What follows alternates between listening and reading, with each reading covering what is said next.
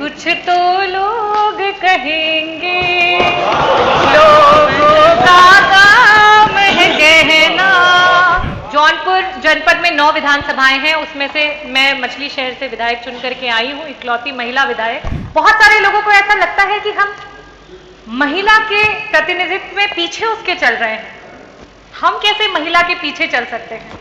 तो मैं उन सबको बोलना चाहती हूं कि हम आपको पीछे नहीं चला रहे हैं। हम चाहते हैं आप हमारे बगल में हमारे साथ साथ चलें। इस सदन की शोभा तभी तक है जब तक पक्ष और विपक्ष साथ में यहां पे बैठता है। जो देश विकसित हो चुके हैं उसका कारण भी हमें साफ साफ समझ में आ जाता है कि वहां पे अगर राजनीति में महिलाओं का अगर हम देखें कि क्या कंट्रीब्यूशन है तो वो 30% तक पहुंच चुका है। 5 दिन के सदन में हमें 1 दिन का मौका मिला है। आप सोचिए, आपको इससे दुख हो रहा है और 75 वर्षों से हम इंतजार कर रहे थे कि हमें ये मौका मिले। देश का विकास तभी होगा जब देश में नारी का विकास होगा। दिन की रोशनी गुजर गई ख्वाबों को बनाने में, रातों की नींद गुजर गई बच्चों को सुलाने में। जिस घर में मेरे नाम की तख्ती भी नहीं, जिस घर में मेरे नाम की तख्ती भी नहीं, सारी उम्र गुजर गई उस घर को सजाने में।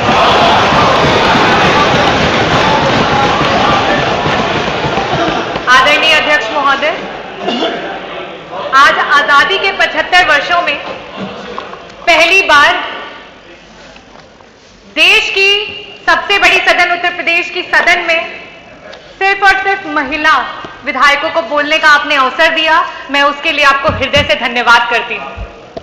मैं धन्यवाद करना चाहूंगी समाजवादी पार्टी के राष्ट्रीय अध्यक्ष श्री अखिलेश यादव जी का, आदरणीय डिंपल भाभी का, जिनकी प्रोग्रेसिव सोच के कारण आज विपक्ष में होने के बावजूद भी अगर हम रेशियो निकाल लें तो जो महिला जनप्रतिनिधि हैं उनका रेशियो पक्ष के समान है। मैं धन्यवाद करना चाहूंगी हमारी समाजवादी पार्टी की सोच को,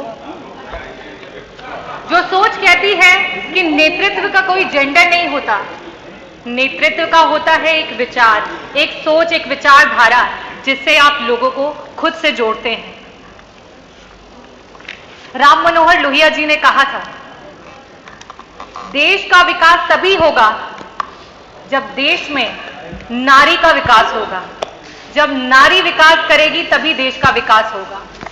आज से कई सालों पहले जब अध्यक्ष जी आप, मेरे पिता, उनके सहपाठी जब स्कूल में जाया करते थे तो वहां पे पढ़ाया जाता था कि 3 प्रकार के देश होते हैं, विकसित देश, विकासशील देश और अविकसित देश।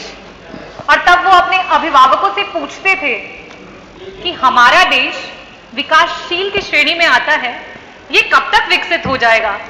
तो उन्हें कहा जाता था कुछ नहीं, आज से 8-10 सालों में हमारा देश विकसित हो जाएगा।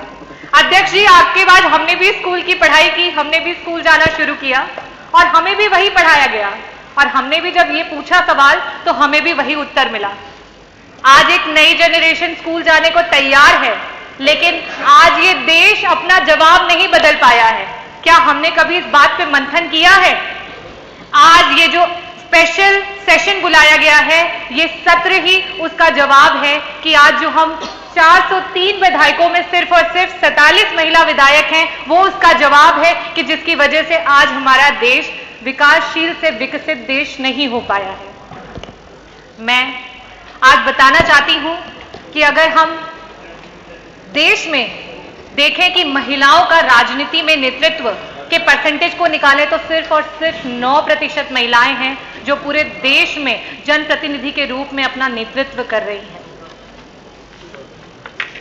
और इस आंकड़े को अगर हम किसी भी डेवलप कंट्री से कंपेयर करें तो वहां पे जो देश विकसित हो चुके हैं उसका कारण भी हमें साफ साफ समझ में आ जाता है कि वहां पे अगर राजनीति में महिलाओं का अगर हम देखें कि क्या कंट्रीब्यूशन है तो वो 30% तक पहुंच चुका है।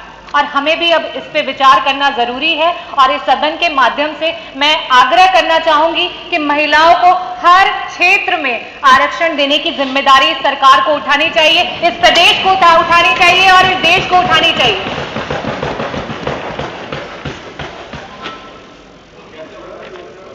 बाबा भीमराव अंबेडकर जी ने कहा था कि मैं किसी भी समाज की जो प्रगति है उस समाज की महिलाओं की प्रगति से मापता हूं। और आज मैं एक ग्रामीण अंचल से आती हूं और जब वहां पे हम अपनी दलित समाज की बहनों को देखते हैं तब हमें ये महसूस होता है और साथ में बहुत ग्लानि भी होती है कि आज हमारा देश कहां पे है, आज क्या कारण है कि हमारा देश आगे नहीं बढ़ पा रहा है।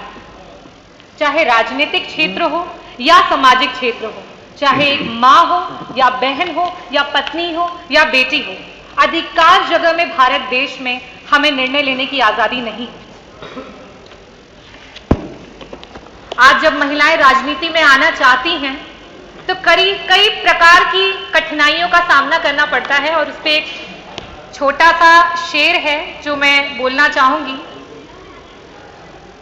कौन बदन से आगे देखे औरत को, सबकी आंखें गिरवी हैं इसी नगरी में।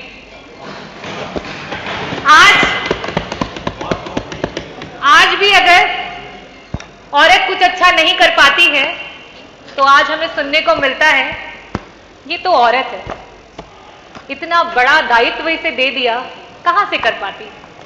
और अगर किसी तरीके से वो औरत अच्छा कर जाती है तो उसे कहते हैं अच्छा, ऐसे कैसे अच्छा कर दिया, ऐसा क्या किया होगा उसने। इस सोच को बदलने की जरूरत है। मैं इस सोच के लिए ये बोलना चाहूंगी कि आज इस प्रदेश को, इस देश को एक मकसद के साथ हमारे प्रदेश की और देश की महिलाओं को बढ़ाने के लिए सोचना होगा। स्वामी विवेकानंद जी ने कहा था कि अगर किसी मकसद के लिए खड़े हो तो एक वृक्ष की तरह खड़े हो और गिरो तो एक बीज की तरह, ताकि दोबारा से उग करके उसी मकसद के लिए दोबारा से जंग लड़ सको।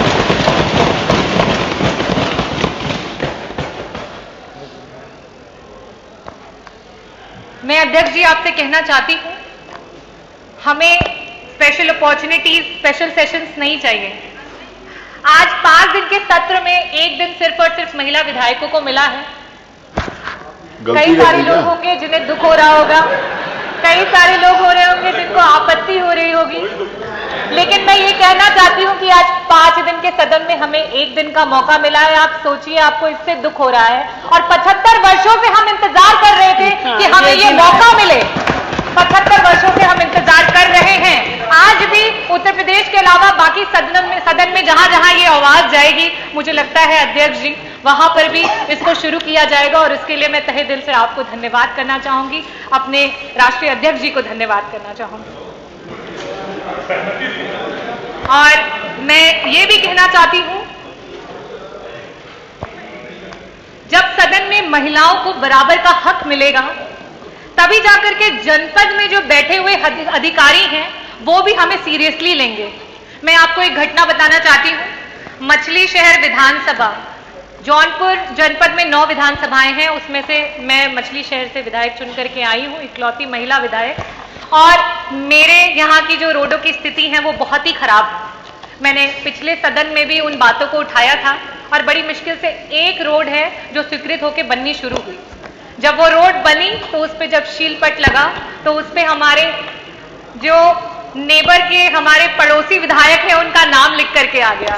तो आज अधिकारियों की भी ये सोच है कि अरे ये तो महिला है, ये क्या कर लेगी, और ऊपर से ये विपक्ष की महिला है तो ये क्या कर लेगी। हमें इसको बदलना होगा, हमें इसे बदलना होगा। मैं सरकार से अनुरोध करूंगी कि इस तरीके की सोच पे अंकुश लगाया जाए।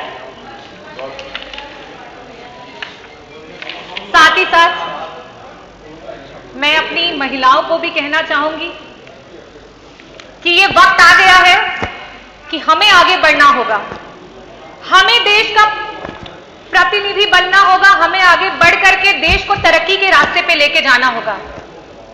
अब हमें ये नहीं सोचना है कि लोग क्या कहेंगे और समाज क्या कहेगा, क्योंकि कुछ तो लोग कहेंगे, लोगों का काम है कहना, पर अब हमको चुप नहीं रहना। मैं एक ग्रामीण अंचल से आती हूँ। मैं आज जो मुझे मौका मिला है उसके माध्यम से अपने विधानसभा की सारी मेरी माताओं और बहनों को दिल से धन्यवाद करती हूं कि उन्होंने मुझ पे इतना भरोसा जताया और मुझे जिता करके यहाँ पे भेजा। मैं साथ ही साथ ये भी बोलना चाहती हूं कि आज हम भारतीय बड़े आधुनिक बनते हैं, हर बात पे बड़ी बेबाकी से चर्चा करते हैं, लेकिन जब बात आती है महिला के सशक्तिकरण की तो ना जाने हम क्यों चुप्पी साध लेते हैं। हम क्यों भूल जाते हैं कि भारत की आजादी में महिलाओं का बलिदान कहीं से कम नहीं था, चाहे वो रानी लक्ष्मीबाई रही हो, चाहे वो झलकारी देवी रही हो, चाहे महारानी अहिल्याबाई होलकर रही हो, चाहे ज्योतिबा फूले जी रही हो, और साथ ही साथ चाहे वो मातंगी देवी रही हो जिन्होंने वंदे मातरम कहते कहते अपने प्राणों की आहुति दे दी, चाहे वो कनकलता रही हो जिन्होंने 17 साल की उम्र में हाथ में राष्ट्रीय ध्वज को लिए वीर गति को प्राप्त हो गई हो। हमें उन बातों को नहीं भूलना चाहिए और शायद इन्हीं बातों को भूलने की वजह से आज महिलाएं पीछे छूटती चली जा रही हैं। मैं आज इस सदन के माध्यम से ये कहना चाहती हूं, मैं ग्रामीण अंचल से आती हूं और वहां पे मैंने कई बार सुना है, तो मैंने कहा कि यहां से एक मैसेज देना बहुत जरूरी है। बहुत सारे लोगों को ऐसा लगता है कि हम महिला के प्रतिनिधित्व में पीछे उसके चल रहे हैं, हम कैसे महिला के पीछे चल सकते हैं। तो मैं उन सबको बोलना चाहती हूं कि हम आपको पीछे नहीं चला रहे हैं, हम चाहते हैं आप हमारे बगल में हमारे साथ साथ चलें। अल्बर्ट कामू ने कहा था, I don't want you to lead me, I don't want you to walk behind me, I want you to walk by my side. और यही हमारी सोच है और मैं मानती हूं कि इस सदन में बैठी सारी जितनी भी महिला जनप्रतिनिधि हैं उनकी भी यही सोच है। मैं धन्यवाद करना चाहूंगी आदरणीय मुख्यमंत्री जी को कि जिस दिन मॉनसून का पहला सत्र था उस दिन हमें अंदर नहीं आने दिया। मैं पूछना चाहूंगी हमारी पक्ष के विधायकगण से, दिल पे हाथ रख के बताइए, क्या आपको अच्छा लग रहा था यहाँ की सारी सीटें खाली थी? नहीं। इस सदन की शोभा तभी तक है जब तक पक्ष और विपक्ष साथ में यहाँ पे बैठता है। जब तक पक्ष और विपक्ष साथ में बैठता है तभी तक हमारा लोकतंत्र मजबूत है, और जिस दिन यहां से विपक्ष हट जाएगा उस दिन लोकतंत्र की धज्जियां उड़ जाएंगी। और उसी प्रकार से मैं कहना चाहूंगी,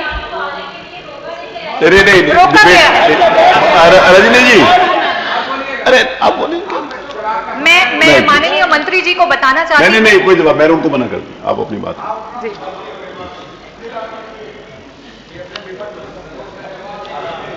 चलिए, धन्यवाद। अगर हो गया हो तो। नहीं सर, नहीं हुआ, अभी तो बहुत लंबा है। वो कागज नहीं मिल रहे, धन्यवाद अध्यक्ष जी। नहीं, कागज नहीं मिल रहा, इसी को बोल रहा था। मुख्यमंत्री जी को धन्यवाद कर रही थी कि जैसे कि हमें आने नहीं दिया, तो उस दिन यहाँ पे आपके पॉलिसीज की पर्चियां बट रही थी, तो मैं बहुत बहुत धन्यवाद प्रकट करना चाहूंगी कि वो पॉलिसीज की पर्चियां हमें भी मिली। तो मैं उसके बारे में बताना चाहती हूं।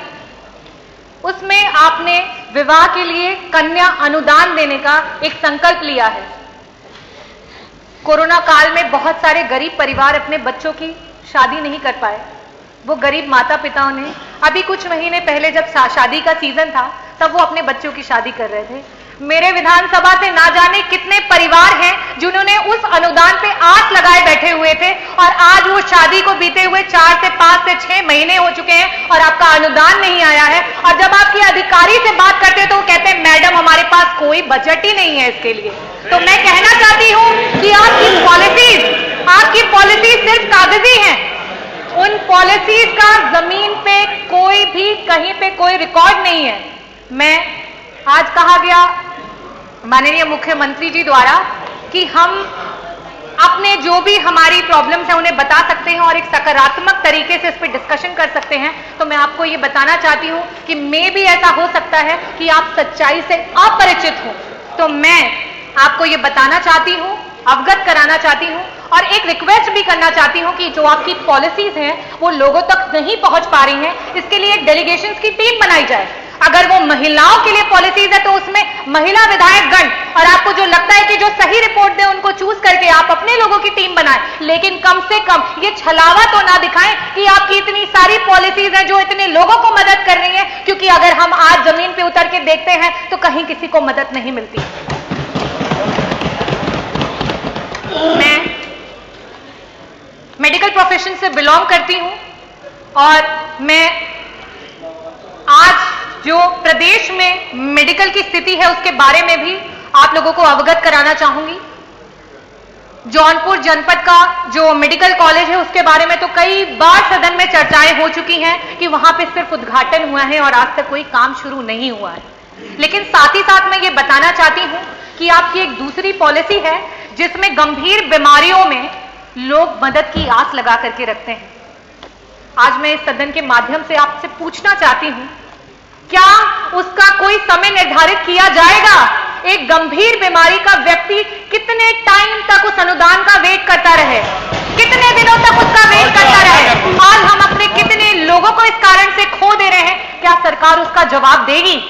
साथ ही साथ मैं ये भी बताना चाहती हूं कि गंभीर बीमारियों में कैंसर सबसे ज्यादा कॉमन है और कैंसर की ट्रीटमेंट को मैं थोड़ा सा आप लोगों से शेयर करना चाहूंगी कि उसमें सबसे पहले हम एक न्यू एडजुवेंट थेरेपी देते हैं, या तो वो कीमोथेरेपी होती है या वो रेडियोथेरेपी होती है। उससे हम कोशिश करते हैं कि वो जो कैंसर का एलिमेंट है वो छोटा हो जाए, वो कंसाइज हो जाए, ताकि कई बार ऐसा भी होता है कि वो उससे ठीक भी हो जाता है पेशेंट, लेकिन कई बार ऐसा होता है कि उससे हम उसको डिजीज को छोटा करके बाद में उसका सर्जिकल इंटरवेंशन करते हैं। आपकी जो अनुदान की नीतियां हैं उसमें 6 महीने का समय लिया जा रहा है। क्या एक कैंसर का पेशेंट 6 महीने तक वेट कर पाएगा कि उसका अनुदान आए तब वो अपनी सर्जरी कराए? मैं आज इस सदन के माध्यम से आप लोगों से अनुरोध करना चाहती हूं कि इस पे संशोधन किया जाए। इस पॉलिसी से जनता की मदद नहीं हो पा रही है, लोगों के पास तक वो मदद नहीं पहुंच पा रही है। थैंक यू डॉक्टर, आगे नहीं हो गया। गंभीर बीमारियों पर मेरी आंगनबाड़ी की जो सेविकाएं हैं उनके लिए बोलना चाहती हूँ, मेरी जो आशाएं बहनें हैं जिन्होंने कोरोना काल में हमारे ग्रास रूट लेवल पे जाकर के हमारे लोगों की मदद की, जहां ग्रामीण धन्यवाद डॉक्टर रागिनी, नहीं अवेलेबल थे, धन्यवाद, उन्होंने उनकी मदद की।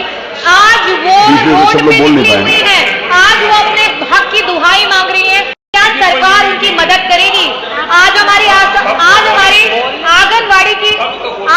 आंगनबाड़ी की जो महिलाएं हैं वो कह रही हैं कि आपकी, अरे कंपेयर नहीं करिए किसी के साथ, महिलाएं ये कह रही है सारी बातें तो सबने बोलना है ना। महंगाई के कारण उनकी कमर, महबूब जी आप आखिरी तक बैठेंगे। आज जब मार्केट में तेल 200 रुपए किलो है रिफाइंड ऑयल, तो उन्हें सिर्फ 120 रुपए मानक मिलता है। आज जब मूंग की दाल मार्केट में 100 रुपए की है तो उन्हें सिर्फ और सिर्फ 59 रुपए मिलता है। आज जब मार्केट में आलू 30 रुपए किलो है तो उन्हें सिर्फ 7 रुपए मिलता है। आज उनकी मांगों को कौन सुनेगा? कौन उनकी दुहाई को सुनेगा? मैं साथ ही साथ बात करना चाहूंगी NRLM की जो हमारी बहनें हैं, जिन्होंने आपके चुनाव के दौरान आपकी रैलियों में ढेर सारी भीड़ जुटाने का काम किया। आज वो अपनी मांग कर रही है, आज वो अपनी दुहाई बोल रही है, कौन सुनेगा उनकी बातों को? मैं बहुत गर्वित महसूस करती हूं कि जिस समय भाजपा की सरकार ग्रामीण क्षेत्रों में बिजली कटौती करने में व्यस्त थी, उस दौरान मेरे क्षेत्र से कई सारे बच्चे हैं जिन्होंने बोर्ड्स में 95% अबव मार्क्स स्कोर किए, और साथ ही साथ आपका जो नेशनल एग्जामिनेशन होता है मेडिकल का, उसमें 7 से 10 बच्चों ने उसमें रैंक निकाला है। तो मैं आप लोगों को ये बताना चाहती हूँ और साथ ही साथ ये भी कहना चाहती हूँ, जबकि मैंने पिछले सदन में भी कहा था कि ग्रामीण इलाके के बच्चे कहीं से भी मानसिक रूप से शहरी बच्चों से कम नहीं है, लेकिन आज उनके पास वो व्यवस्था नहीं है। आज स्कूल माध्यमिक हो, प्राइमरी हो, हायर सेकेंडरी स्कूल हो, उनके रास्तों को मेन रास्तों से नहीं जोड़ा गया है। आज जब उनके परिवार वाले, उनके घर वाले उन्हें स्कूल तक छोड़ने जाते हैं, वहां रोड पे उनके एक्सीडेंट्स हो जाते हैं। इस पे सरकार कब मंथन करेगी? कब इसका असली आईना आप लोग देखेंगे? ये खत्म हो गया तो पेपर खत्म हो गया तो आगे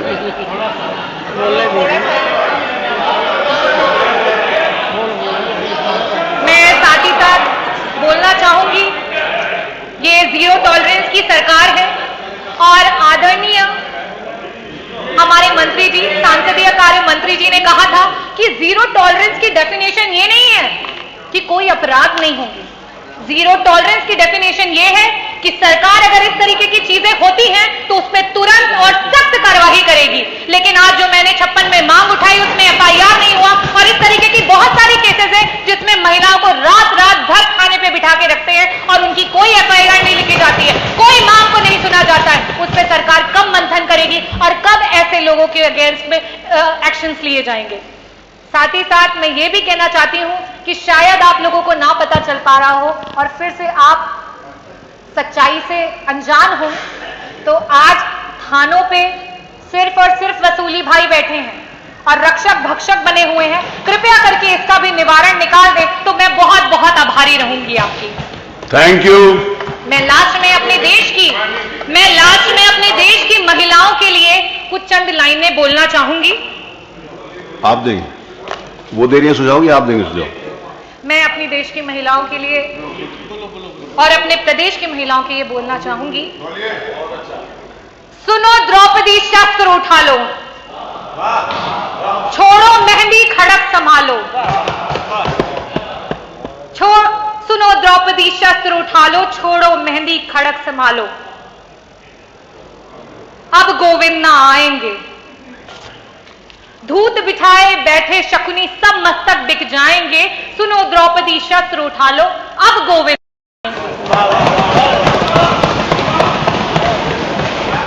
कल तक केवल अंधा राजा, आज गूंगा बहरा भी है। कल तक केवल अंधा राजा, आज गूंगा बहरा भी है। होठ सी दिए हैं जनता के, कानों पर पहरा भी है। तुम ही कहो ये अश्व तुम्हारे, किसको क्या समझाएंगे। सुनो द्रौपदी शस्त्र उठा लो, अब गोविंद ना आएंगे, अब गोविंद ना आएंगे।